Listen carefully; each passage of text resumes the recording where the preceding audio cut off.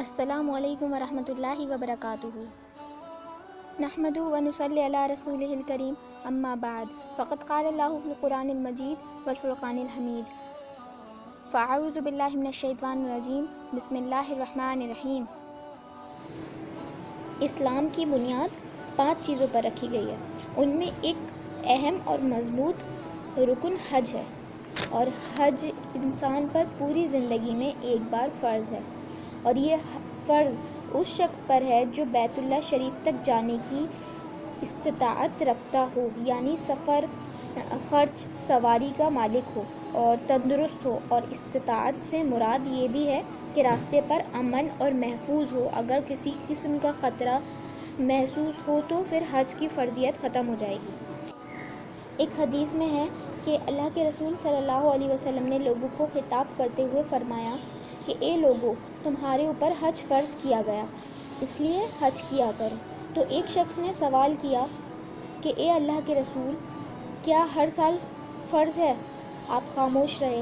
یہی سوال اس نے 3 بار کیا تو آپ صلی اللہ علیہ وسلم نے جواب دیا کہ اگر میں تمہارے سوال پر ہاں کر دیتا تو تم پر ہر سال حج فرض ہو جاتا، اور تم اس کی استطاعت نہیں رکھتے، اس لیے جتنا کہا جائے اتنا عمل کرو، زیادہ سوال نہ کرو، کیونکہ زیادہ سوال کرنے سے پچھلی قومیں ہلاک اور برباد ہو گئیں، جیسے موسیٰ علیہ السلام کی قوم بنی اسرائیل گائے سے متعلق زیادہ سوال کرنے کی وجہ سے ہلاک ہو گئی۔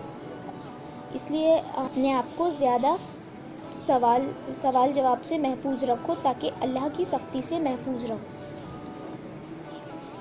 حضرت علی رضی اللہ عنہ سے روایت ہے کہ جب آیت وَلِلَّهِ عَلَى النَّاسِ حِجُّ الْبَيْتِ مَنِ اسْتَطَاعَ إِلَيْهِ سَبِيلًا نازل ہوئی تو صحابہ کرام نے آپ صلی اللہ علیہ وسلم سے سوال کیا کہ حج ہر سال فرض ہے؟ آپ صلی اللہ علیہ وسلم خاموش رہے۔ پھر آپ صلی اللہ علیہ وسلم نے خاموشی کی وجہ بتائی کہ اگر میں ہاں کہہ دیتا تو تمہارے اوپر ہر سال حج کرنا فرض ہو جاتا، اور تم اس کی استطاعت نہیں رکھ سکتے۔ پھر اللہ تعالیٰ نے اس آیت کو نازل فرمایا، یا ایھا الذین آمنوا لا تسألوا عن اشیاء ان تبد لکم تسؤکم۔ اے ایمان والو، تم مت سوال کرو ایسی چیزوں کے بارے میں کہ اگر وہ تم پر ظاہر کر دی جائیں تو تم کو اچھی نہ لگیں۔ بخاری شریف کی حدیث میں ہے کہ حضرت ابو ہریرہ رضی اللہ تعالیٰ عنہ سے روایت ہے، کہتے ہیں کہ آپ صلی اللہ علیہ وسلم سے سوال کیا گیا کہ کون سا عمل سب سے افضل ہے؟ آپ صلی اللہ علیہ وسلم نے فرمایا، اللہ اور اس کے رسول پر ایمان لانا۔ پھر سوال کیا گیا، اس کے بعد کون سا؟ آپ صلی اللہ علیہ وسلم نے فرمایا، اللہ کے راستے میں جہاد کرنا۔ پھر سوال کیا گیا کہ پھر اس کے بعد کون سا؟ تو آپ صلی اللہ علیہ وسلم نے فرمایا، حج مقبول۔ اور ایک حدیث میں آتا ہے کہ اللہ کے رسول صلی اللہ علیہ وسلم فرماتے ہیں کہ جس شخص نے اللہ کے لیے حج کیا اور اس نے نہ فحش بات کی اور نہ گناہ کیا تو وہ اس دن کی طرح گناہ سے پاک و صاف ہوگا جس دن اس کی ماں نے اس کو پیدا کیا تھا۔ حضرت عبداللہ بن عباس رضی اللہ تعالیٰ عنہ سے روایت ہے، کہتے ہیں کہ میں نے آپ صلی اللہ علیہ وسلم کو فرماتے ہوئے سنا، جو حاجی سوار ہو کر حج کرتا ہے تو اس کی سواری کے ہر قدم پر 70 نیکیاں لکھ دی جاتی ہیں، اور جو پیدل کرتا ہے اس کے ہر قدم پر 700 نیکیاں حرم کی نیکیوں میں سے لکھی جاتی ہیں۔ آپ صلی اللہ علیہ وسلم سے معلوم کیا گیا کہ حرم کی نیکیاں کتنی ہوتی ہیں، تو آپ صلی اللہ علیہ وسلم نے فرمایا، ایک نیکی 1,00,000 نیکیوں کے برابر ہوتی ہے۔ سبحان اللہ۔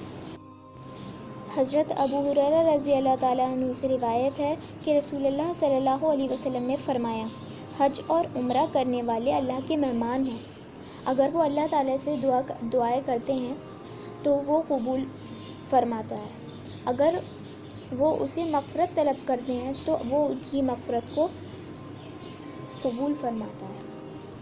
حضرت عبداللہ بن عمر رضی اللہ تعالیٰ عنہ سے روایت ہے کہ رسول اللہ صلی اللہ علیہ وسلم نے ارشاد فرمایا، جب کسی حج کرنے والے سے تمہاری ملاقات ہو تو اس کے اپنے گھر پہنچنے سے پہلے اس کو سلام کرو، اور مصافحہ کرو اور اس سے اپنی مغفرت کی دعا کے لیے کہو، کیونکہ وہ اس حال میں ہے کہ اس کے گناہ کی مغفرت ہو چکی ہے۔